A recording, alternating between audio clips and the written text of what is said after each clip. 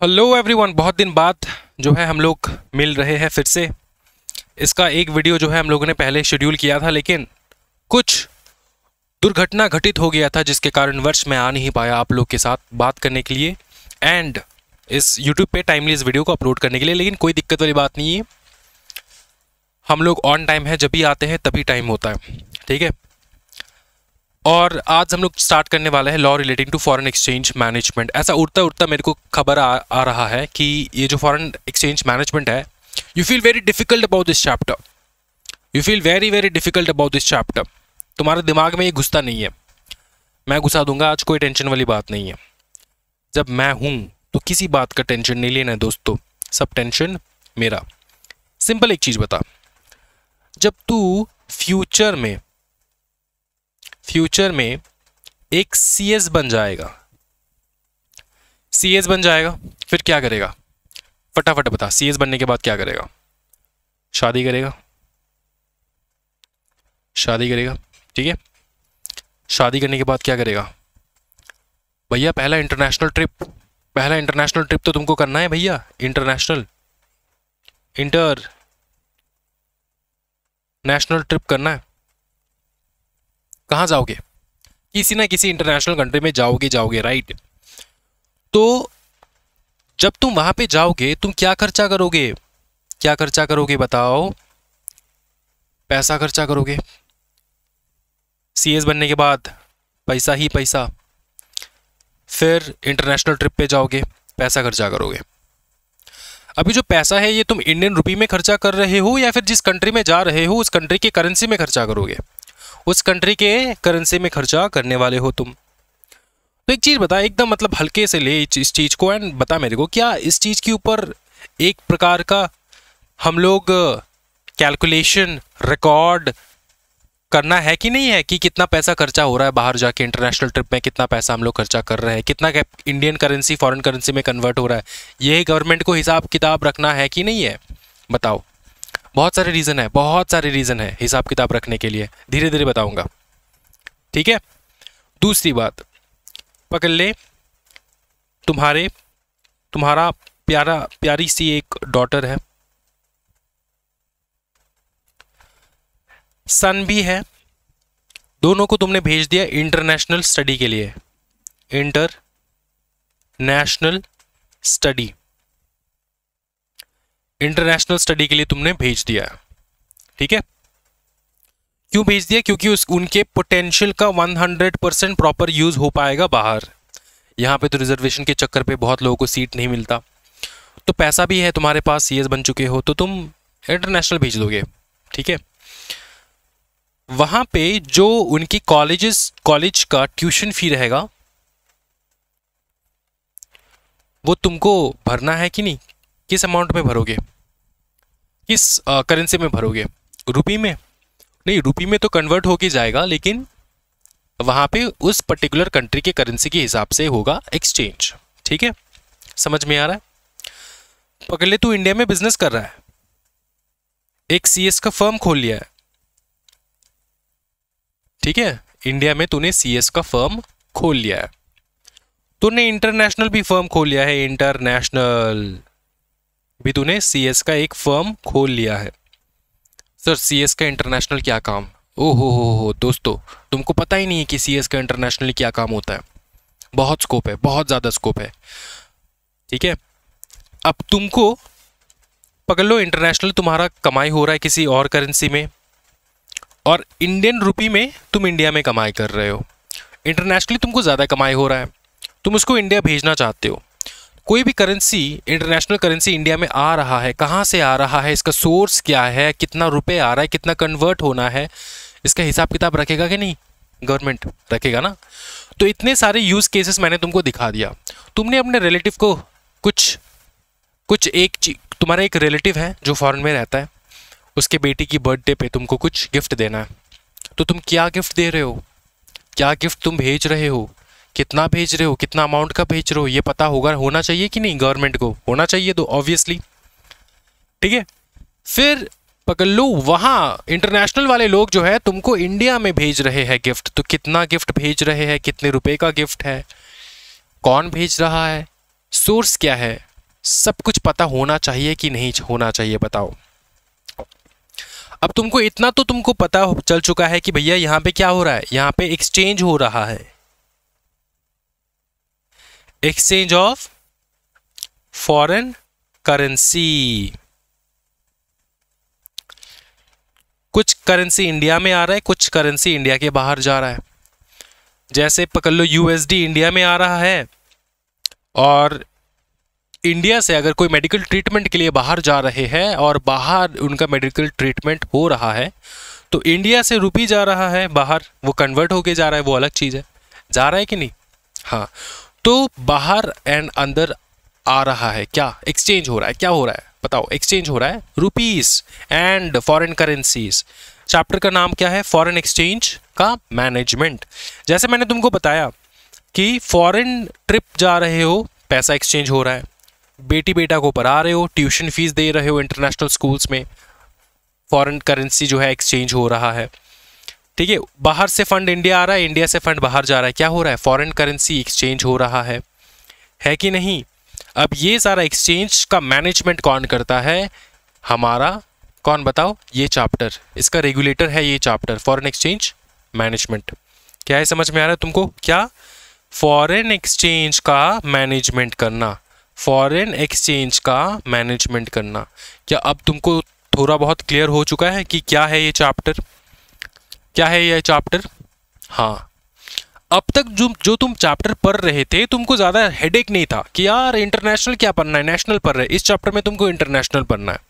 इस चैप्टर में तुमको लिमिट्स याद रखने हैं, जो बहुत इंपॉर्टेंट है। क्या याद रखना है दोस्तों? लिमिट्स। लिमिट्स तुमको याद रखने ही है, जैसे भी हो जाए। बहुत सारे लिमिट्स है, सब याद रखना है। अब देखो कितना तुम मनी भेज सकते हो, कितना मनी आ सकता है, इन सब का लिमिट अगर तुम याद नहीं करोगे तो चैप्टर में पढ़ोगे क्या? याद तो रखना है। इसके लिए मैंने प्रॉपर नोट्स बना रखा है, तुमको टेंशन नहीं लेना है, और एक एक चीज मैं एक्सप्लेन करूंगा, ठीक है। माफी चाहता हूँ इस कारणवश की वीडियो थोड़ा लेट आ रहा है। क्यों आ रहा है वीडियो लेट? एक ही कारण है, क्योंकि बहुत सारी चीज़ को मैनेज करना पड़ता है। हमारा अर्जुना बैच चल रहा है, फास्ट ट्रैक बैच चल रहा है, व्हाट्सएप में स्टडी ग्रुप चल रहे हैं, फिर टेस्ट बैच चल रहे हैं, फिर जाके हमारा ये ECIPL CMSL का समर कैंप बैच चल रहा है। तो थोड़ा बहुत जो है चीज़ें जो है बहुत ज़्यादा कंजस्टेड हो चुका है, लेकिन and we are a very small team, इसलिए हमको थोड़ा टाइम लग रहा है, बट वी आर प्रॉमिसिंग कि हम लोग पूरा मतलब आपको जो हम लोगों ने प्रॉमिस किया वो डिलीवर ज़रूर करेंगे। सबको सारे लेक्चर्स मिल जाएंगे ECPL CMSL के, जो यूट्यूब के ऊपर ताज़ा अपलोड हो रहा है, और बहुत जल्दी फास्ट फॉरवर्ड में अपलोड होते रहेंगे, ठीक है। चलो स्टार्ट कर रहे हैं हम लोग फॉरेन एक्सचेंज मैनेजमेंट। अगर तुमको थोड़ा बहुत भी पसंद आया वीडियो को तो ज़रूर लाइक कर दो, सो दैट ये ज़्यादा से ज़्यादा स्टूडेंट्स तक पहुँचे। अच्छा, पहले क्या था पता है? पहले था फेरा, पहले था फेरा, फेरा था, क्या बताओ? फेरा, जो for economic liberalisation, subsequently repealed for new legislation. अब आ चुका है फेमा। टास्क फोर्स भी था, रिकमेंडेड सब्सटेंशियल चार्जेस की कितना चार्ज होना चाहिए, कितना नहीं होना चाहिए, ये पहले थे, जो आज के डेट पे इररिलेवेंट बन चुके हैं। आज हो चुका है फेमा, 1999 का फेमा, ठीक है। रिप्लेस किया फेरा को जून 2000 में, लेकिन हिस्ट्री से रिलेटेड कुछ नहीं पढ़ना है तुमको CMSL में, ठीक है। तुमको सीधा इधर आ जाना है, सीधा इंपॉर्टेंट रेगुलेटरी फ्रेमवर्क तो तेरे को पता ही है दोस्तों कि फॉरेन एक्सचेंज मैनेजमेंट एक्ट 1999 पढ़ रहे हैं हम लोग। सबसे पहले इंपॉर्टेंट डेफिनेशंस को निपटाएंगे, उसके बाद धीरे धीरे हम लोग जाएंगे आगे, ठीक है। आज सेक्शन 3 जो है वो कंप्लीट करने का पूरा इरादा है मेरा। सेक्शन 3 कंप्लीट करेंगे, करंट अकाउंट ट्रांजैक्शंस कंप्लीट करेंगे, प्रायर अप्रूवल ये सारे कंप्लीट करेंगे, एंड देन हो सके तो लिबरलाइज्ड रेमिटेंस स्कीम भी कंप्लीट कर देंगे। अच्छा देखो, इसका नीड क्या था पहले ये बता दो। एक नीड मैं बता देता हूँ। अब जो मैं तुमको कह रहा था ना कि रेगुलेट करना चाहिए कि नहीं चाहिए, तो तुम सब कह रहे थे कि हाँ सर करना चाहिए करना चाहिए। क्यों रीजन है क्यों? क्योंकि देखो, किसी भी कंट्री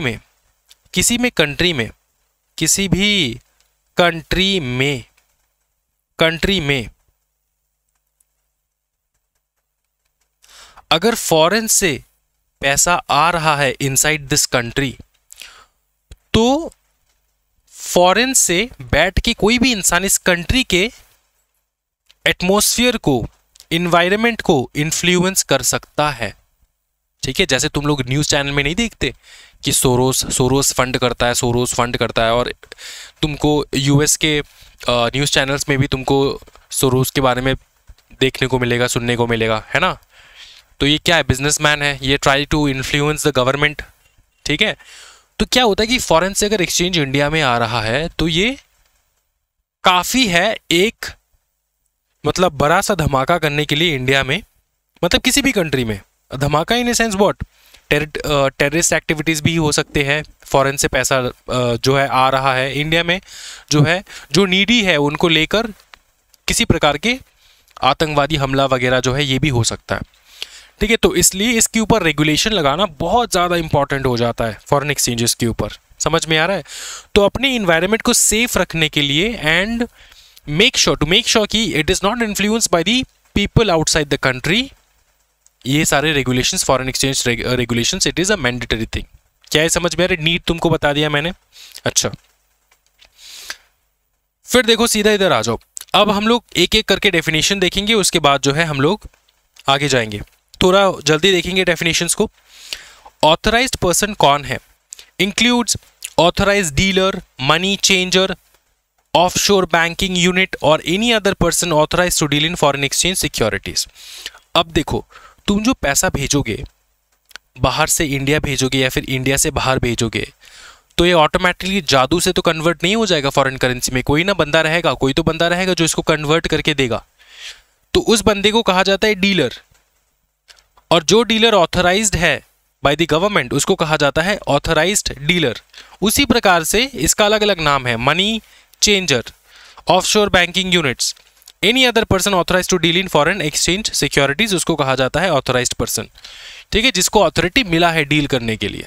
ठीक, फिर देख करेंसी नोट। करेंसी नोट क्या होता है? करेंसी नोट मतलब फिजिकल करेंसी नोट्स। ठीक है, फिजिकल नोट्स। अब जो तुम बाहर जाके स्पेंड करोगे, यूपीआई तो नहीं करने वाले, बाहर यूपीआई चलेगा? सर बहुत सारे कंट्रीज यूपीआई अडॉप्ट कर रहे हैं, बहुत अच्छी बात है, लेकिन फिर भी बहुत सारे कंट्रीज जैसे कि आउटडेटेड कंट्रीज जैसे कि अमेरिका, वहाँ पे यूपीआई नहीं चलता, वहाँ पे ऑनलाइन एज अ पेमेंट नहीं होता। जितना हम लोग शॉर्टकट क्यूआर मोड में पेमेंट कर देते हैं, ऐसा नहीं हो पाता। क्या होता है वहाँ पे? वहाँ पे होता है मास्टर कार्ड, वीज़ा, ये सारे। समझ में आ रहा है? ये सब यूज़ किया जाता है। अंडरस्टूड? तो वहाँ पे चाहिए होगा तुमको करेंसीज, फिजिकल मनी चाहिए होगा। अंडरस्टूड? समझे दोस्तों? फिजिकल करेंसी चाहिए होगा तुमको, तो वो फिजिकल करेंसी के बारे में बात हो रहा है यहाँ पे, that is cash, money and other paper money authorised by law as a medium of exchange. फिर आता है एक्सपोर्ट, तेरे को पता है भैया, एक्सपोर्ट नहीं एक्सप्लेन करेंगे। फॉरेन एक्सचेंज तेरे को बता दिया मैंने, फॉरेन एक्सचेंज क्या होता है? फॉरेन करेंसीज होते हैं, इसमें आ जाता है deposits, credits, draft, travellers cheque. Sir ये ट्रैवलर्स चेक क्या होता है? ट्रैवलर्स चेक क्या होता है? ट्रैवलर्स चेक क्या होता है तेरे को समझाता हूँ मैं। ट्रैवलर्स चेक एक प्रकार का रिसीट होता है जो तुमको मिलता है when you are travelling to some other countries. अब सारे कंट्रीज में ये अवेलेबल नहीं होता है, एप्लीकेबल नहीं होता है, कुछ कंट्रीज में होता है, कुछ कंट्रीज में नहीं होता है। होता ये है कि ये तुमको अलाउ करता है टू स्पेंड मनी, तुमको फिजिकल मनी कैरी करने की आवश्यकता नहीं है। तुमको, तुम्हारे पास ये चेक हो जाएगा ना, तो ये चेक तुम स्पेंड कर सकते हो, you can use this cheque. Understood? अब बात ये होता है कि फिजिकल मनी अगर गुम हो जाए तो तुमको ये मिलने का कोई चांस नहीं होता, फिजिकल मनी गुम हो रहा है। लेकिन अगर ये चेक, ये जो ट्रैवलर्स चेक है, ये अगर पकड़ लो लॉस्ट हो जाए, स्टोलन हो जाए, समझ में आ रहा है, तो इसमें कोई फर्क नहीं पड़ता, तुम आराम से रिफंड अपना ले पाओगे। ठीक है, एक्सचेंज फिर से दोबारा तुमको मिल जाएगा। Got it? तो तुम्हारा मनी जो है वो सेफ रहता है। ये होता है ट्रैवलर्स चेक। तो जितने भी प्रकार के एक्सचेंजेस हो सकते हैं, अब जो ये ट्रैवलर्स चेक तू बनाएगा, क्या पेमेंट करेगा? रुपी पेमेंट करेगा, पैसा तो देगा ना। तो एक्सचेंज तो हो रहा है ना किसी प्रकार का, तो यही है फॉरेन एक्सचेंज। फॉरेन एक्सचेंज में जो भी एक्सचेंजेबल चीजें हैं वो दिमाग में ले लो, वो सारे फॉरेन एक्सचेंजेस हैं। Bills of exchange expressed if it drawn in Indian currency but payable in foreign currency, obviously drawn by overseas bank institutions payable in Indian currency, जो institutions है जो इंडियन करेंसी में उनको पेमेंट करना है। ठीक है, बिल ऑफ एक्सचेंज, जैसे कि तुमने पकड़ लो ड्रॉ किया इंडिया में, एक्सप्रेस किया इंडियन करेंसी में, लेकिन पेबल है फॉरेन में। अब तुमको मैं इस चैप्टर में बिल्स ऑफ एक्सचेंज तो समझाने नहीं वाला। बिल्स ऑफ एक्सचेंज तुमको क्लास 11-12 में समझ जाना चाहिए था, है ना। तो यहाँ पे देखो क्या है। अंडरस्टूड? अब देखो नेक्स्ट हम लोग देखेंगे फॉरेन सिक्योरिटीज, ये क्या है? फॉरेन सिक्योरिटीज कुछ भी हो सकता है, any security in the form of shares, bonds etcetera. Denominating expressed in foreign currency includes securities where redemption return is payable in Indian currency. Simple चीज, जो भी फॉरेन करेंसी शेयर्स हो तुम होल्ड कर रहे हो, पकड़ो इंडिया में बैठ के तूने बाहर देश का एप्पल का तूने शेयर्स खरीदा, जब बेचेगा शेयर्स को, पैसा तेरे को यूएस डॉलर में आएगा या फिर इंडियन रुपी में आएगा? इंडियन रुपी में आएगा. अब जो यूएस डॉलर से इंडियन रुपी जो बंदा तेरे को कन्वर्ट करके देगा वो है ऑथराइज्ड पर्सन, वो तेरे को कन्वर्ट करके देगा यूएस. और वो बंदा कौन रहता है? बैंक रहता है. ठीक है, समझ में आ रहा है दोस्तों? इजी है चीजें, कुछ डिफिकल्ट नहीं है. अच्छा, पर्सन का डेफिनेशन भाई तेरे को पता है, individual, issue of company, firm, सब लोग सब पकड़ लो. पर्सन रेसिडेंट इन इंडिया का मतलब क्या होता है? कोई भी residing in India for more than 182 days during the preceding financial year, ये हो जाएगा person resident in India.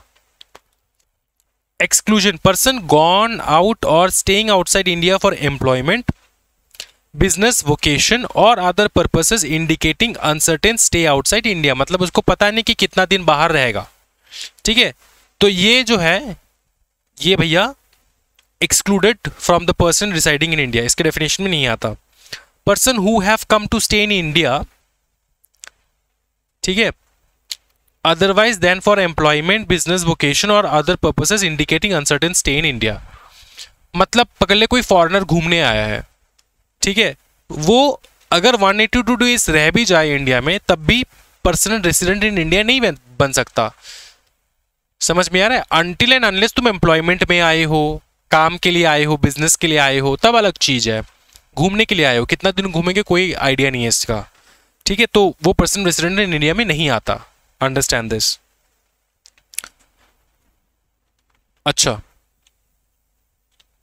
Other inclusion exclusion includes Indian registered incorporated bodies, जैसे कि बॉडी कॉर्पोरेट्स पकड़ लो.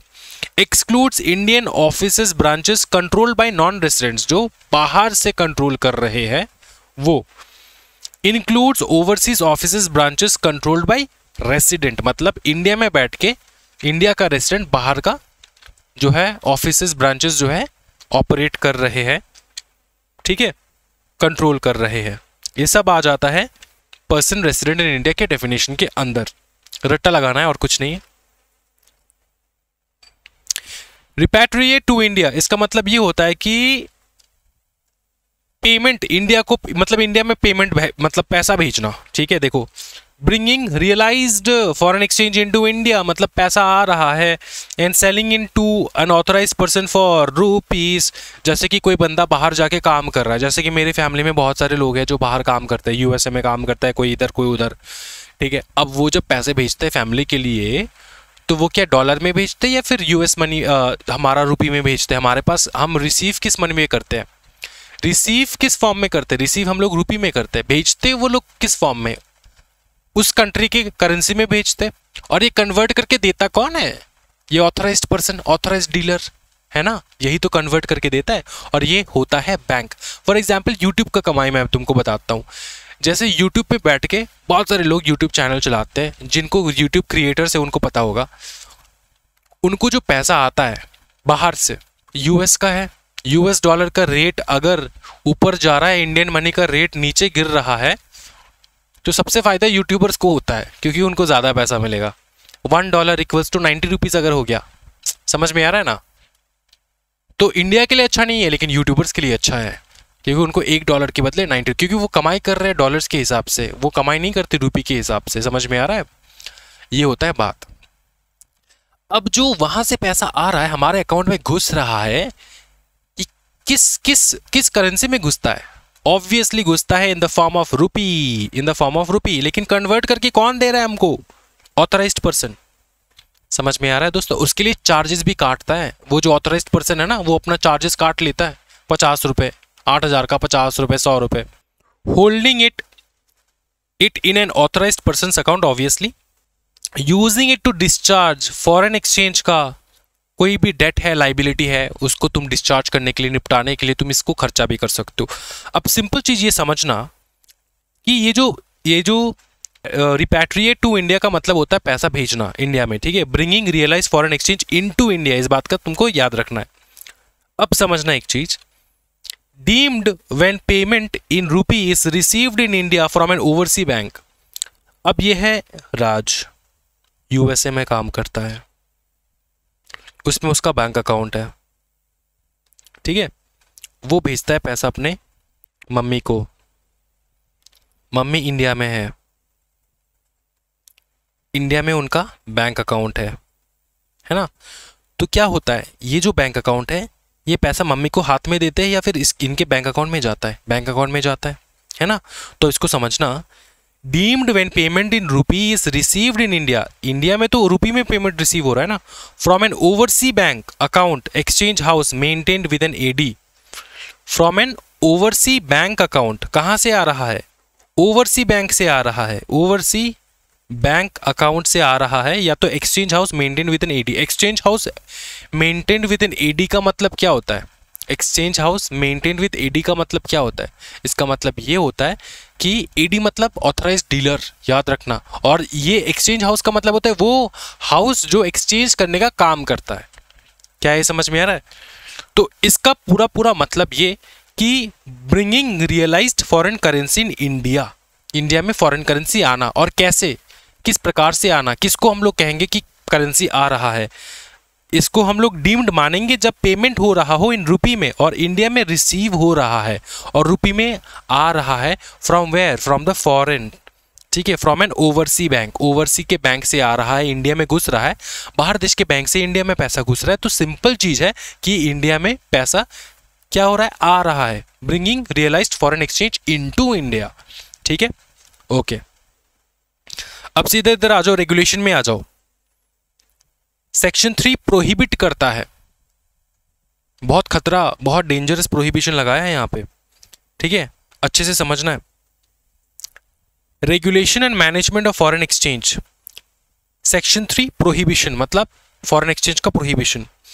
Prohibits any person from dealing in transferring foreign exchange security, making, receiving payment to for non resident, exception unless permitted by act, rules, regulations और RBI permission. इसका मतलब ये कि FEMA act के बाहर जाके इसमें जो भी तुमको सुविधा दिया गया है उसके हिसाब से तुम रिसीव कर सकते हो, भेज सकते हो, इसके बाहर जाके तुमको कुछ नहीं करना है, ठीक है, समझ में आ रहा है? इतना तुमको बता रहे हैं। फिर है फाइनेंशियल ट्रांजैक्शन का prohibition. Prohibition entering into financial transactions in India as consideration for acquiring, creating, transferring a right to acquire any assets outside India unless permitted।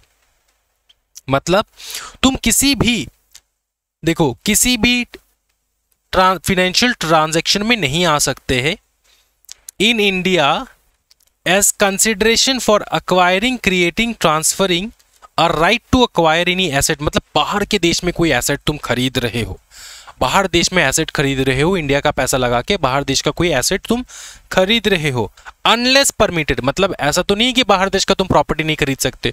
India में जो इतने बड़े बड़े भैया कार का शोरूम है, पकड़ लो महिंद्रा को लेते हैं, महिंद्रा कहाँ पे नहीं है? नेपाल पे है, फिर अफ्रीका में है, सब जगह पे है, अफ्रीकन कंटिनेंट पे है भैया, बहुत जगह पे है, समझ में आ रहा है ना दोस्तों?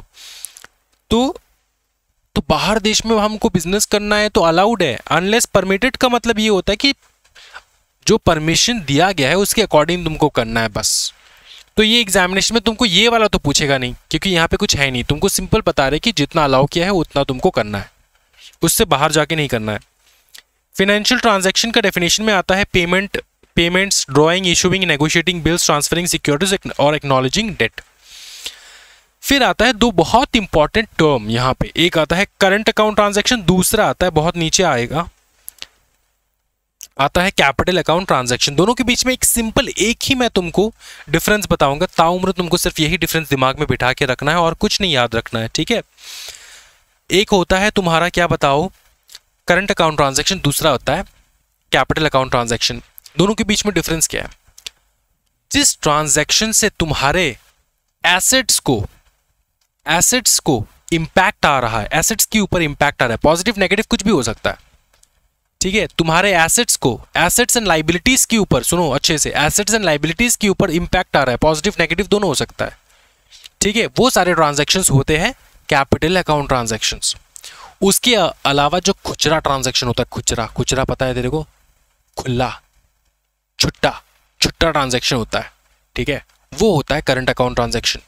मतलब बाहर जा रहा है, बाहर जाके तुमको एक्सपेंस करना है क्योंकि तुम बाहर जा रहे हो घूमने के लिए, वहाँ पे पैसा खर्चा करना है, फिर तो मेडिकल बिल पेमेंट करना है बाहर जाके, तो ऐसा जो छोटा मोटा चीज़ है वो होता है करंट अकाउंट ट्रांजैक्शन में आ जाता है। गिफ्ट भेज रहे हो भैया, गिफ्ट करंट अकाउंट ट्रांजैक्शन में आ जा रहा है, ठीक है।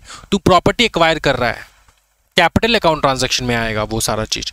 तो दोनों के लिए अलग अलग नियम है, ठीक है। अब ऑब्वियसली करंट अकाउंट ट्रांजैक्शन में तेरा नियम जो है, तेरा जो भी नियम है वो थोड़ा लिबरलाइज्ड रहेगा। लिबरलाइज्ड मतलब थोड़ा आसान रहेगा, है कि नहीं बताओ, क्योंकि ये खुचरा वाला ट्रांजैक्शन तुम कर रहे हो। तो देखो इसको बहुत अच्छे से, डेफिनेशन, कोई भी ट्रांजैक्शन जो कैपिटल ट्रांजैक्शन नहीं है वो है हमारा करंट अकाउंट ट्रांजैक्शन। वाह रे वाह, कितना इजी डेफिनेशन है यहाँ पे। फिर इंक्लूड्स, अब अच्छे से देखो कि करंट अकाउंट ट्रांजैक्शन में आता क्या है। पेमेंट फॉर फॉरेन का trade, current business services, short term banking, credit, interest on loan, net income from investment, remittance for living expenses, foreign travel, education, medical care of close relatives abroad. क्या ये समझ में आ रहा है? ये सारा आ जाता है करंट अकाउंट ट्रांजैक्शन में। फिर देखो freedom and restriction, free to sell draw foreign exchange, free to sell draw foreign exchange. Sir ये दिमाग के ऊपर जा रहा है, free to sell draw for foreign exchange, free to sell draw foreign exchange.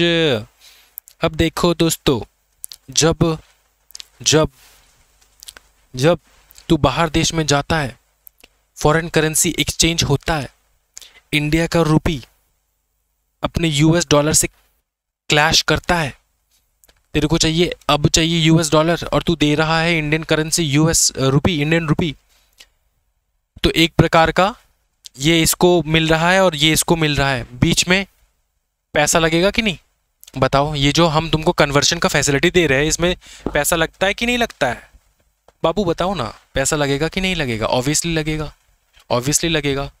तुम ट्रांजैक्शन करो, कुछ तो अमाउंट वो लोग काट के रखेंगे, क्या पूरा का पूरा अमाउंट दे देंगे? नहीं ना, वो तो काटेंगे ना कुछ। हाँ, फीस तो लेंगे ना ये एक्सचेंज का। तो क्या कर रहा है अल्टीमेटली, क्या हो रहा है, ये जो तुम सेल हो रहा है कि नहीं, तुम्हारा जो ये जो डॉलर है ये तुमको इंडियन रुपी में सेल कर रहे हैं और इस डॉलर को तुम यूज कर रहे हो, सेल ही तो हो रहा है, तो इसको कहता है sell, free to sell draw foreign exchanges. समझ में आ रहा है? Central government can impose reasonable restriction in public interest governed by foreign exchange management, ठीक है। फिर देखो ड्रॉवल, ड्रॉवल का मतलब होता है ड्रॉ करना, drawal of foreign exchanges from an authorised person, authorised person से तुम पैसा लेना, जैसे कि international credit, debit, ATM card use और any method creating foreign exchange liability. अब ये क्या है मैं तेरे को समझाता हूं। देख, तू अपना इंटरनेशनल क्रेडिट कार्ड यूज कर रहा है। अब इंटरनेशनल क्रेडिट कार्ड गरीब लोगों को पता नहीं होगा, जैसे तुम और हम हैं, ठीक है। हम लोग क्या यूज करते हैं, हम लोग क्या करते हैं बताओ? अजी normal sir, national credit card. हाँ, नेशनल क्रेडिट कार्ड यूज करते हैं, मतलब जो इंडिया में हम लोग यूज कर सकते हैं। अब तेरे जो वॉलेट में जो क्रेडिट कार्ड पड़ा है, क्या उससे तू इंटरनेशनल पेमेंट कर सकता है? आंसर है नहीं कर सकता, नहीं हो सकता इंटरनेशनल पेमेंट, ठीक है। तेरे को चाहिए होगा इंटरनेशनल क्रेडिट कार्ड, क्या बताओ? इंटरनेशनल कार्ड चाहिए होगा, क्रेडिट, डेबिट, कुछ भी पेमेंट करने के लिए, ठीक है। अब तू सिंपल चीज बता, तूने हॉलीडे बुक किया है फ्रांस में, वहां पे तूने पेमेंट किया किससे? इंटरनेशनल क्रेडिट कार्ड से तूने पेमेंट किया, कर दिया, ठीक है। अब तूने जो पेमेंट किया इंटरनेशनल क्रेडिट कार्ड से, तू क्या रुपी पेमेंट किया या फिर क्या उनके कंट्री के करेंसी में तूने पेमेंट किया? उनको अपना करेंसी मिल गया, इंटरनेशनल कार्ड है।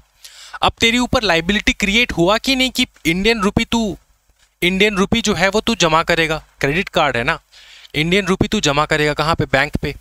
देख सिंपल चीज समझ इस चीज को, ये तू, ठीक है, ये तूने यूएस में घूमने के लिए तू गया, मतलब घूमने के लिए तू सोच रहा है, वहाँ पे सीधा व्हाइट हाउस के सामने तूने एक बहुत अच्छा बिल्डिंग में एक जो है रूम लिया है रहने के लिए, तेरे को डोनाल्ड ट्रंप को देखना है, ठीक है।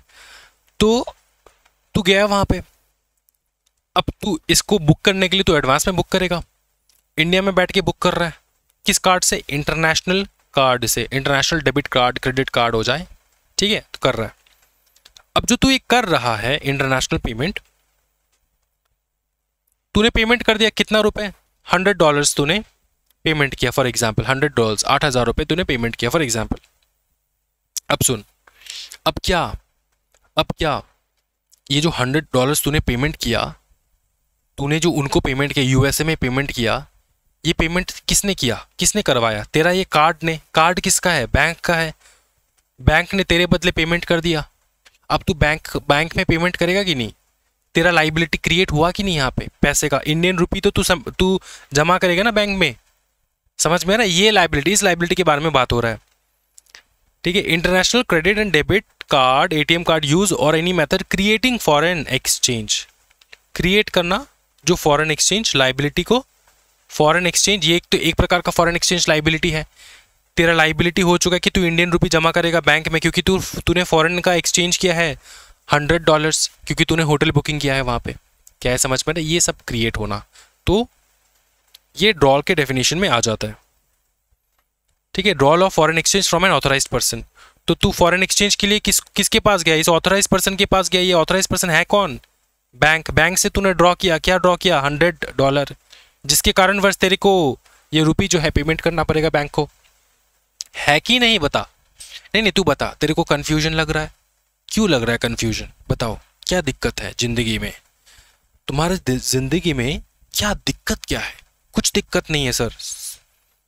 अब देखो सीधा इधर आ जाओ, अब कुछ एग्जाम्पल के तौर पे लेते हैं, प्राइवेट विजिट करना, गिफ्ट डोनेशन करना, employment, immigration, maintenance of relative abroad, maintenance भेजना उनको, बिजनेस के लिए ट्रैवल करना, medical expenses, study abroad, any other current account transaction not defined as capital account, ठीक है। तू पैसा भेज रहा है अपने बेटे का ट्यूशन फी को इंटरनेशनल क्रेडिट कार्ड यूज करके, इंटरनेशनल कार्ड यूज करके, कौन सा कार्ड, इंटरनेशनल कार्ड यूज करके, तो भेज तो रहा है, $100 तूने भेज दिया। अब तू इंडियन, जिसने तेरे को कन्वर्ट करके दिया, कौन, ये बैंक, ठीक है, जिसने तेरे को कन्वर्ट करके दिया, इसके ऊपर तेरा लाइबिलिटी है कि नहीं, है ना, तो यही बात हो रहा है। और ड्रॉ कहाँ से कर रहा है तू पैसा, इसी बैंक से ड्रॉ कर रहा है, फॉरेन एक्सचेंज हो रहा है, तो यही है ड्रॉवल का मीनिंग यहाँ पे, समझ में आ चुका है सर, आगे बढ़ो ना सर। पर देखो, prohibition on drawer of foreign exchange for certain transactions, कुछ ट्रांजैक्शंस के लिए प्रोहिबिटेड है। अब समझ एक चीज, तू ना ये स्केड्यूल 1 तेरे को बहुत अच्छे से याद रखना है, स्केड्यूल 1 प्रोहिबिटेड ट्रांजैक्शन, कौन से वो ट्रांजैक्शंस है जो तूने इंडिया में कमाई किया है वो तू फॉरेन एक्सचेंज में यूज नहीं कर सकता, कितना बढ़िया बात।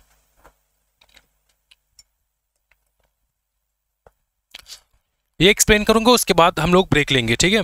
ये एक्सप्लेन करके, बहुत इंपॉर्टेंट एक्सप्लेनेशन है, होने वाला है, इसको बहुत अच्छे से याद रखना है। तुमको ये डिफिकल्ट इसलिए लगता है क्योंकि तुमको समझ नहीं आता, समझाने लायक कोई बंदा है नहीं तुम्हारे आसपास, मैं आ चुका हूँ, समझाऊंगा तेरे को, सिर्फ शर्त यह है कि तेरे को बैठ के आराम से समझना है। देख क्या है, schedule 1 prohibited transaction, remittance out of lottery winning, तूने लॉटरी जीता है इंडिया में, ठीक है, इसका पैसा तू बाहर नहीं भेज सकता। Income from racing, riding etcetera, horse racing, riding, इससे जो तू इनकम हो रहा है, ठीक है, इससे तो इनकम टैक्स में पड़ा है ना, हॉर्स रेसिंग से जो पैसा तू जीतता है वो सारा। Remittance for purchase of lottery ticket, ठीक है, लॉटरी टिकट तूने खरीदा।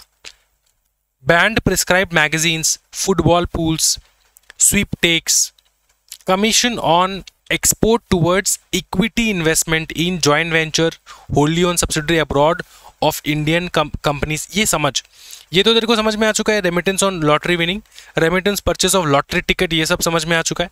नेक्स्ट आता है commission on export towards equity investment in joint venture होल्ली on subsidiary abroad of Indian companies.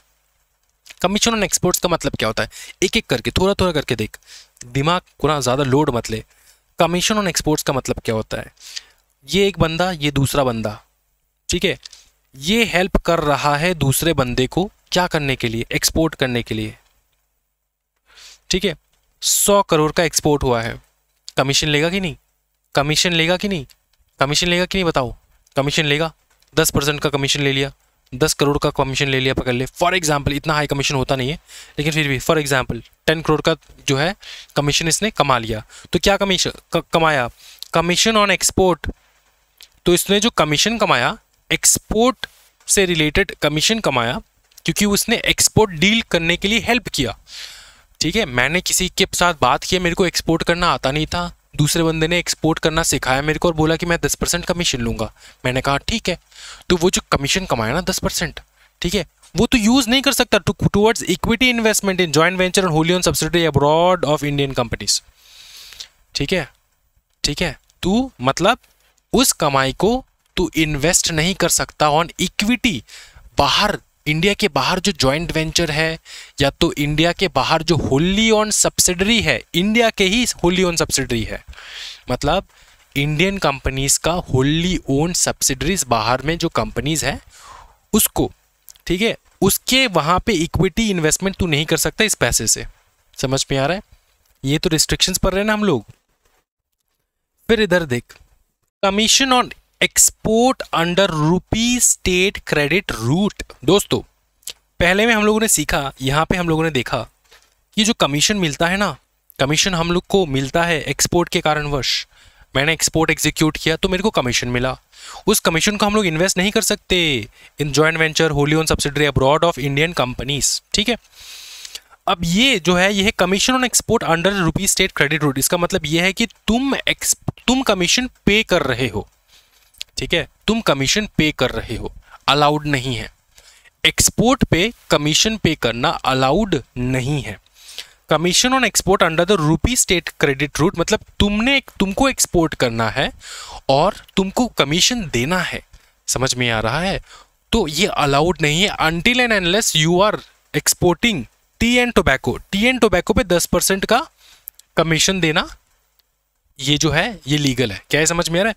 Accept up to 10% of invoice value, मतलब जो भी तुम्हारा इनवॉइस वैल्यू इसका 10% तुम पेमेंट कर सकते हो in terms of T and tobacco. Tea and tobacco अगर एक्सपोर्ट हो रहा है, ठीक है, किसी दूसरे इंसान ने हेल्प किया तुमको एक्सपोर्ट करने के लिए, उसको तुम कमीशन पेमेंट करना तुम कर सकते हो। क्या है, समझ में आ रहा है? ये फॉरेनर होगा ऑब्वियसली और तुमको पेमेंट करना है उनको। अच्छा, नेक्स्ट आता है payment related to call back services of telephone. क्या बताओ? Payment related to call back service of telephone. इसका मतलब क्या होता है? कॉल बैक सर्विस का मतलब क्या होता है? मतलब आज के डेट में इतना ज़्यादा इरेलेवेंट है, क्या बताऊँ मैं। पहले क्या होता था, ठीक है, 1950 के बारे में बात कर रहे हैं हम लोग, ठीक है, तो 1950 थोड़ा ज़्यादा नहीं हो गया, पकड़ ले 1997 के बारे में बात कर रहे हैं।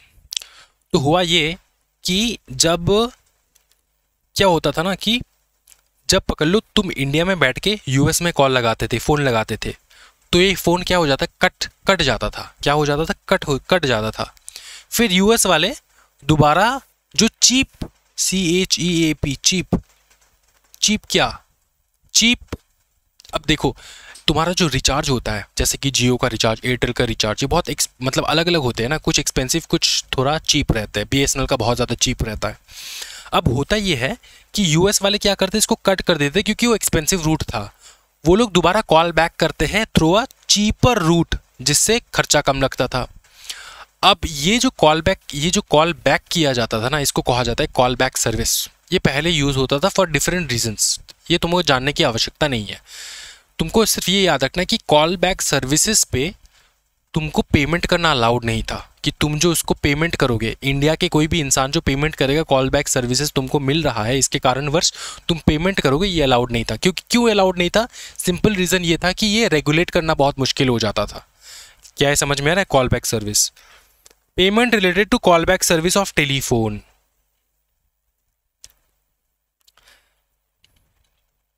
Remittance of interest income on funds in non resident special rupees scheme account. अब ये क्या है सर? ये बहुत ब्यूटीफुल एक अकाउंट है जिसको कहा जाता है NR नॉन रेसिडेंट स्पेशल रुपी अकाउंट कहा जाता है। स्कीम अकाउंट यहाँ पे लिखा है, लेकिन ये कहा जाता है नॉन रेसिडेंट स्पेशल रुपी अकाउंट। इसमें क्या होता है? इसमें होता ये है remittance of interest income on funds, मतलब फॉर एग्जाम्पल मैं तुमको समझाता हूँ, ठीक है। फॉर एग्जाम्पल पकड़ ले माइक्रोसॉफ्ट नहीं, पकड़ ले आजकल चल रहा है आईफोन लेते हैं ना।